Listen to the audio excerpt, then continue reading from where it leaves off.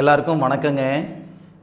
இந்த பதிவில் நம்ம பார்க்கக்கூடியது வரக்கூடிய மார்ச் மாதத்தில் கடகராசியில் பிறந்த நண்பர்களுக்கு இந்த பிரபஞ்சம் எந்த மாதிரியான மாற்றங்களை தரப்போகுதுன்றது பற்றி தானுங்க ஆதாரபூர்வமாக வேதகால முறையில் துல்லியமாக இந்த பதிவில் நம்ம பார்க்க போகிறோம். எதிர்பார்ப்புகள் அப்படின்றது ஒவ்வொரு மாதத்துலேயும் நமக்கு இருக்க தான் செய்யுது. ஒவ்வொரு விதமான எதிர்பார்ப்பு. இந்த மாதத்துலேயாவது திருமணத்தில் இருக்கிற தடைகள் நீங்கிடாதா? இந்த மாதத்துலேயாவது புத்திர பாக்கியத்தில் இருக்கிற தடைகள் நீங்கிடாதா? இந்த மாதத்துலேயாவது பொருளாதார ரீதியாக இருக்கிற சங்கடங்கள் சரியாயிடாதா? ஒவ்வொருத்தருக்கும் ஒவ்வொரு விதமான எதிர்பார்ப்பு. வரக்கூடிய மார்ச் மாதம் கடகராசியில் பிறந்தவங்களுக்கு சாதகமாக இருக்குமா அல்லது பாதகமாக இருக்குமா? மார்ச் மாதம் 1ஆம் தேதி சனிக்கிழமை அதிகாலை புரட்டாதி நட்சத்திரம் சொல்லக்கூடிய குபேரர் அவதரித்த நட்சத்திரம். 2வது மாதம் கும்ப ராசி விருச்சக லக்னத்தில் தானுங்க இந்த மாதம் பிறக்கப்பட்டது. அப்படி பிறக்கப்பட்ட மார்ச் மாதமானது கடகராசி நண்பர்களுக்கு மாற்றங்கள் தருமா தராதா? மாத தொடக்கம் அன்னைக்கே கடகராசியாதிபதி சந்திரனோ தொழில்காரகன் சொல்லக்கூடிய குரு பகவானோ நட்சத்திர பரிவர்த்தனை யோகம் பெற்றிருக்கு. ரோகிணி நட்சத்திரம் சொல்லக்கூடிய கிருஷ்ண பகவான் அவதரித்த நட்சத்திரம் 3வது பாதம் சந்திர பகவானுடைய நட்சத்திரத்தில் தனகாரகன் சொல்லக்கூடிய குருவும், குரு பகவானுடைய நட்சத்திரமான புரட்டாதி நட்சத்திரம் 2வது பாதத்தில் சந்திரனும். அருமையான கிரக பரிவர்த்தனைன்ற மாதிரி கிரக பரிவர்த்தனை இருக்குது. லாபஸ்தானாதிபதினு சொல்லக்கூடிய சுக்கிரனோ குரு பகவானோ கிரக பரிவர்த்தனை, அப்போ நட்சத்திர பரிவர்த்தனையும் உண்டு. 100% மன அழுத்தம் நீங்கும். கடகராசியில் பிறந்த நண்பர்களுக்கு இந்த பிரபஞ்சம் பலவிதமான அனுபவத்தை இந்த 2.5 வருடத்தில் கொடுத்துருச்சு. எப்படி இருந்திருக்கணும், எப்படி இருந்திருக்கக்கூடாது, யாரோட சேர்ந்துருக்கணும், யாரோட சேர்ந்துருக்கக்கூடாது, பலவிதமான அனுபவம். அந்த அனுபவமே வரக்கூடிய நாட்களில் உங்களை முன்னுக்கு தள்ளும். அடுத்த லெவலுக்கு நீங்கள் போகிறதுக்கான பாதையை உருவாக்கி கொடுத்துரும். அதுபோக கடகராசி நண்பர்களுக்கு அஷ்டமச்சனியுடைய தாக்கம் நீங்கக்கூடிய மாதமும் இந்த மாதம் தானுங்க, மார்ச் 29ஆம் தேதி. இது திருக்கணித பிரகாரம் தானே தவிர வாக்கிய பிரகாரம் கிடையாது. அந்த அடிப்படையில் 100% மாற்றங்கள் நிறைந்த மாதம். எந்த மாதிரியான மாற்றங்கள்ன்றது தான் இந்த பதிவில் நம்ம டீட்டெயிலாக நம்ம விரிவாக நம்ம பார்க்க போகிறோம். மார்ச் மாதம் 1ஆம் தேதியிலிருந்து மார்ச் மாதம் 14ஆம் தேதி வரை பெரிய மாற்றம் கண்டிப்பாக வராது. மாதம் பிறந்து 14-15 நாள் ஆகுதே, ஒரே மாதிரி தானே சார் இருக்குது அப்படின்னு சொல்லக்கூடிய அளவுக்கு தான் இருக்குமே தவிர ஆஹா ஓஹோன்னு சொல்கிற அளவுக்கெல்லாம் சத்தியமாக வராதுங்க. அதெல்லாம் சும்மா ஏமாத்துகிற வேலை. உங்களுடைய ராசிக்கு 2வது பாவகமாக சூரிய பகவான் வருவார். வேறு யாருக்குமே இந்த மாதிரி ஒரு பிராப்தம் இல்லைங்க. 12 ராசிகள் 27 நட்சத்திரங்கள் இருந்தாலும் கடகராசியில் அவதரித்த நண்பர்களுக்கு மட்டும்தான் தனஸ்தானாதிபதினு சொல்லக்கூடிய கிரகம் சூரிய பகவானாக வருவார். அந்த சூரிய பகவான் 8வது பாவகத்தில் மறைந்து பகை பெற்று இருக்கக்கூடிய காலகட்டம் மார்ச் 1லிருந்து 14 வரை. என்ன இருக்கோ அதை அப்படியே வச்சு நம்ம மெயின்டைன் பண்ணிக்கிடணுமே தவிர புதுசாக ஏதாவது செஞ்சுக்கிடணும்னு நினச்சிங்கன்னா சங்கடமாயிடும். மார்ச் 1ஆம் தேதியிலிருந்து 14ஆம் தேதி வரைக்கும் பெருசாக அகலக்கால் வைக்க வேண்டாம். மனுஷனுக்கு ஆசைகள் இருக்க தான் செய்யும். ஏற்கனவே ஒரு 2.5 வருடமாக நல்ல அனுபவம் இந்த பிரபஞ்சம் நமக்கு கொடுத்துருக்கே. அதனால் முடிஞ்ச அளவுக்கு அகலக்கால் வைக்க வேண்டாம். எவனையும் நம்ப வேண்டாம். யாருக்கிட்டேயும் காசு பணம் கொடுத்துட வேண்டாம். ஷேர் மார்க்கெட்டில் 4 காசு பணம் போட்டால் வந்துருமா? ஒரு லாட்ரி வாங்கினா 10 ரூபாய் அடிச்சிருமா? இந்த எதிர்பார்ப்பு இருக்க தான் செய்யுது. காரணம் என்னன்னா கழுத்து பிடிக்கிற அளவுக்கு கடன் பிரச்சனை. ஏதாவது ஒரு வகையில் நான் மேலுக்கு வந்துட மாட்டேனான்ற ஆதங்கம். உங்களுடைய ஆதங்கம் சரிதானுங்க, ஆனால் அதுக்கான நேர காலங்கள் இது கிடையாது. மார்ச் 1லிருந்து 14ஆம் தேதி வரை சூரிய பகவான் சதயம் நட்சத்திரம் 3வது பாதத்தில் இருக்கக்கூடிய சூரிய பகவான் 360 டிகிரியில் இருக்கிற சூரிய பகவான் 330 டிகிரி வரை கிட்டத்தட்ட ஒரு 14 டிகிரி, அதை தான் 14 நாள். ஒரு டிகிரிக்கு ஒரு நாள்னு வச்சுக்கோங்க. அப்போ 360 டிகிரியில் இருக்கிற சூரிய பகவான் 330 டிகிரி வரை செல்லக்கூடிய தருணம் பொறுமையாக இருங்க. இந்த 14 நாள் சத்தியமாக சொல்கிறேனுங்க, கடகராசியில் பிறந்த நண்பர்களுக்கு 14ஆம் தேதியிலிருந்து 31ஆம் தேதி வரை பிரமாதமான நேரமாக இருக்கும். அதில் மாற்று கருத்தே கிடையாது. தனகாரகன் சொல்லக்கூடிய குரு தான் தனகாரகன். குரு பகவானும் லாபஸ்தானாதிபதியும் கிரக பரிவர்த்தனை பெற்று இருக்கிற நேரம் திடீர் அதிர்ஷ்டம் பிறக்கும். அதே சூரிய பகவான் தனஸ்தானாதிபதி, அந்த சூரிய பகவானோட சுக்கிர பகவான் லாபஸ்தானாதிபதியும் சேரக்கூடிய தருணமானது மார்ச் 14ஆம் தேதியிலிருந்து மார்ச் 31 வரை புதனாதித்ய யோகம் சொல்லக்கூடிய அருமையான யோகம் இருக்கு. அதாவது ஆதித்யா சூரிய பகவான், புதன் ஆதித்ய யோகம். புதன் அப்படின்றவர் கடகராசிக்காரங்களுக்கு ஐன சுகஸ்தானாதிபதியும் 3வது பாவகத்துக்கு அதிபதி தக்ரிஸ்தானாதிபதியாகவும் வரக்கூடியவர். அவர் நீச்ச நிலையில் இருந்தாலும் சூரிய பகவானோட சேரும் பொழுது புதன் ஆதித்ய யோகம், வராத பணம் வந்து சேரும். நம்மளால் ஒருத்தர் ஏமாற்றம் அடைகிற மாதிரி ஆயிடுச்சிங்க, நான் பணம் வாங்கினேனுங்க, வாங்கலைன்னு சொல்லலை, சொன்ன நேரத்துக்கு என்னால் கொடுக்க முடியல, என்னுடைய நாணயத்தை நான் இழந்து விட்டனுங்க, என்னுடைய மதிப்பை நான் இழந்து விட்டனுங்க, மீண்டும் உங்களுடைய மதிப்பு மறுவாதையும் காப்பாற்றிக்கிறதுக்குண்டான தருணமாக வரக்கூடிய மார்ச் மாதம் 14ஆம் தேதியிலிருந்து 31ஆம் தேதிக்குள்ளார இந்த பிரபஞ்சம் ஒரு சந்தர்ப்பத்தை உங்களுக்கு கொடுக்குது. தப்பு பண்ணிவிட்டோம், தெரிஞ்சோ தெரியாமலையோ தப்பு பண்ணிவிட்டோம், அது சரிப்படுத்திக்கிறதுக்குண்டான தருணத்தை மீண்டும் இந்த பிரபஞ்சம் கொடுக்கும் பொழுது சரிப்படுத்திக்கிடணும்.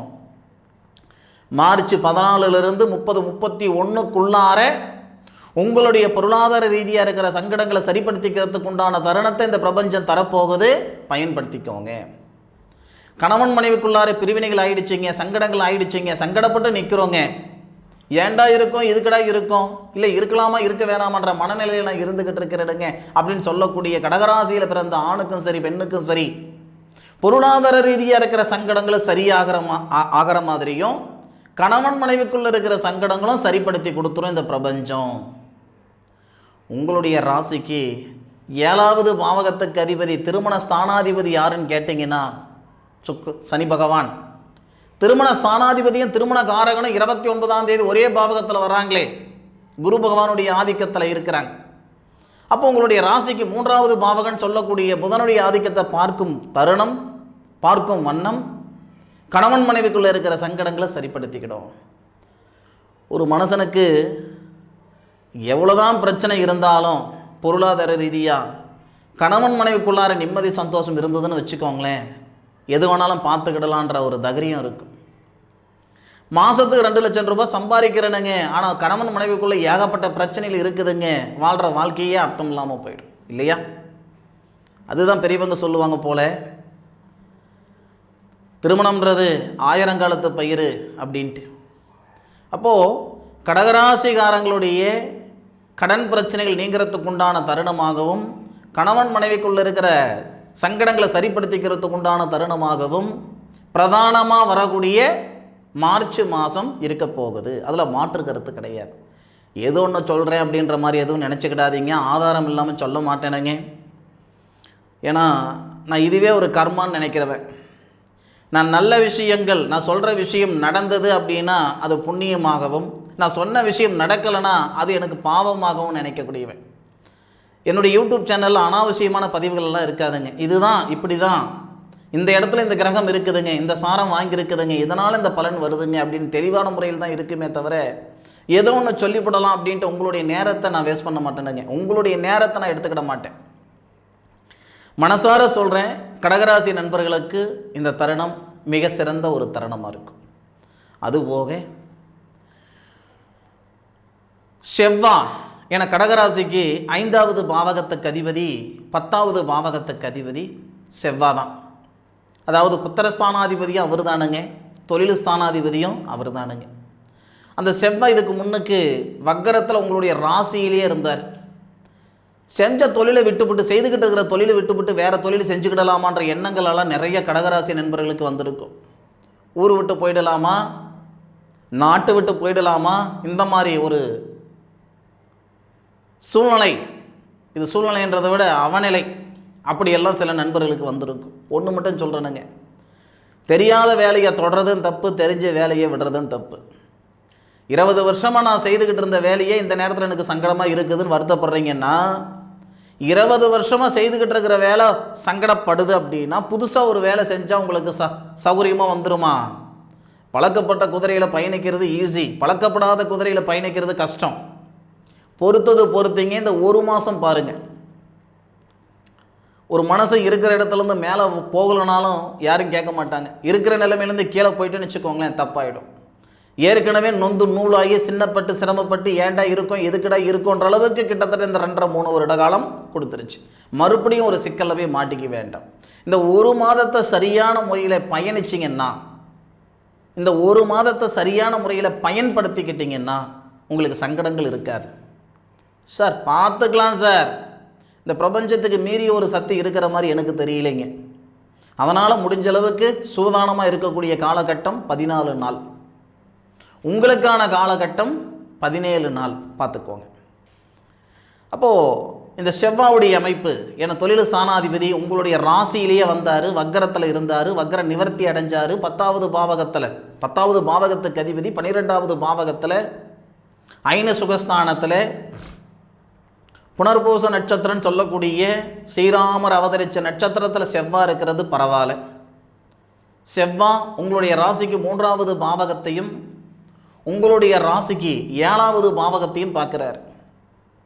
அப்போது நீங்கள் கடகராசியில் பிறந்திருக்கிறீங்கன்னா உங்களுடைய மணவாளன், உங்களுடைய கணவருக்கு இது நல்ல நேரமாக இருக்கும் தொழிலுக்கு. இல்லை நீங்கள் பெண்ணாக, அதாவது ஆணாக இருக்கிறீங்கன்னா உங்களுடைய மனைவிக்கு இது நல்ல நேரமாக இருக்கும். எத்தனையோ வீட்டில், அதாவது வண்டி யார் ஓட்டினா என்ன இருக்குதுங்க, வண்டி போக வேண்டிய இடத்துக்கு போய் சேர்ந்தால் போதுமானது, வண்டி நான் ஓட்டினா என்ன, மனைவி ஓட்டினா என்ன, குடும்பத்தை யார் நடத்தினா என்னங்க, யார் வேலைக்கு போனால் என்னங்கன்னு சொல்லக்கூடியவங்கெல்லாம் நிறைய பேர் இருக்க தானே செய்கிறாங்க. அப்போது கடகராசி நண்பர்களுடைய வாழ்க்கை துணைவருக்கு இந்த நேரம் சிறப்பாக இருக்கும். பதவி உயர்வு ஏற்படும் தொழிலில். ஒரு சிலர் வெளிநாடு போகிறதுக்கான வாய்ப்புகள் கொடுக்கும். ஒரு சிலர் இருக்கிற நிறுவனத்திலேருந்து கொஞ்சம் பெரிய நிறுவனத்தில் ஒரு வேலை மாற்றங்கள் உருவாகும், நிரந்தரமான வேலைகள் உருவாகும். இதுக்கான நேர காலங்கள் நிறைய நண்பர்களுக்கு இருக்குது. அதுபோக புத்திர வளர்ச்சி ஏற்படக்கூடிய நேரம் இது. ஏன்னா இந்த குரு பகவான் அப்படின்றவர் புத்திரக்காரகன். குரு பகவானுக்கு சந்திரன் சாரம் கொடுத்துருக்கிறாரு. உங்களுடைய ராசிக்கு, இந்த கடக ராசிக்கு 5வது பாவகன் சொல்லக்கூடிய அந்த புத்திர ஸ்தானத்தை பார்க்குறாரு. புத்திர ஸ்தானாதிபதினு சொல்லக்கூடிய செவ்வாவுக்கு நட்சத்திரம் கொடுத்துருக்காரு. நான் மறுபடியும் சொல்கிறேனுங்க, கொஞ்சம் சூதானமாக கேளுங்க. புத்திரபாகியம் அப்படின்றது கடவுள் கொடுக்கக்கூடிய வரம் இல்லையா? நம்ம நினச்சது குழந்தை பாக்கியம்ன்றது என் கையில் தானே இருக்குது அப்படின்ட்டு எந்த கொம்பனாலையும் சொல்லிட முடியாதுங்க. கடவுள் கொடுக்கக்கூடிய ஒரு வரம். திடகாத்திரமாக இருந்து குழந்தை பாக்கியம் இல்லை அப்படின்ட்டு பார்க்காத வைத்தியம் இருக்காது, போகாத கோவில் குளம் இருக்காது. உடம்புல திடகாத்தம் இல்லைங்க, ஆனால் 2 குழந்தைங்க இருக்குதுங்க அப்படின்னு சொல்லக்கூடியவங்களும் இருக்க தான் செய்கிறாங்க. தயவுசெய்து தப்பாக நினச்சிக்கிடாதீங்க. குழந்தை பாக்கியம்ன்றது கடவுள் கொடுக்கக்கூடிய வரம் தானுங்க. அப்போது கடகராசியில் பிறந்த உங்களுக்கு புத்திர பாக்கியத்தில் சங்கடங்கள் இருக்குது அப்படின்ட்டு சிரமப்பட்டுக்கிட்டு இருந்தால் இந்த நேரம் உங்களுக்கு நல்ல நேரம். நான் சொல்கிற கருத்து மட்டும் நல்லா உள்வாங்கிக்கோங்க. எல்லாருக்குமே தன்னுடைய ராசியிலிருந்து, தன்னுடைய லக்னத்திலிருந்து 5வது பாவகம்தான் புத்திரஸ்தானம்னு நம்ம சொல்லுவோம் ஜோதிடத்தில். கடகராசிக்கு 5வது பாவகம் விருச்சகங்க. விருச்சக ராசிக்கு அதிபதி யாருன்னு கேட்டிங்கன்னா செவ்வாய். அந்த செவ்வாவுக்கு குரு பகவான் நட்சத்திரம் கொடுத்துருப்பார். புத்திரஸ்தானாதிபதினு சொல்லக்கூடிய செவ்வாய் குரு பகவானுடைய சாரம் புனர்பூச நட்சத்திரத்தில் ஏறி ஐன சுகஸ்தானத்தில் இருக்கிறார். குரு பகவானுடைய வீட்டை பார்க்கிறார். 6வது பாவகம் சத்துருஸ்தானத்தை பார்க்கிறார். 7வது பாவகத்தை பார்க்கிறார்.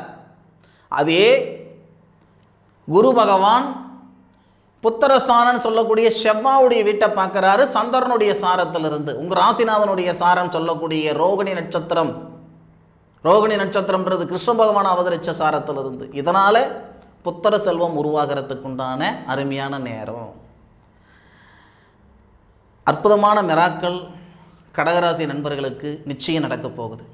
அது வாழ்க்கையே வேணாம் அப்படின்னு பிரிஞ்சு போகிற கண்டிஷனில் இருக்கக்கூடிய கணவன் மனைவியாக இருக்கட்டும், என் வாழ்வாதாரமே வேண்டாம் அப்படின்னு தொழிலை தூக்கி போடக்கூடிய இடத்துல இருக்கிறவங்களா இருக்கட்டும், எனக்கு யாரும் வேண்டாம் அப்படின்ட்டு நான் சன்னியாசியாக போயிடுறேனுங்க, சாமியாராக போயிடுறேனுங்க அப்படின்னு சொல்லக்கூடியவங்களா இருக்கட்டும், எல்லாருக்குமே இந்த நேரத்தில் 100% மாற்றங்கள் நிறைந்த ஒரு தருணமாக இருக்க போகுதுன்றதில் மாற்றுக்கிறது கிடையாது.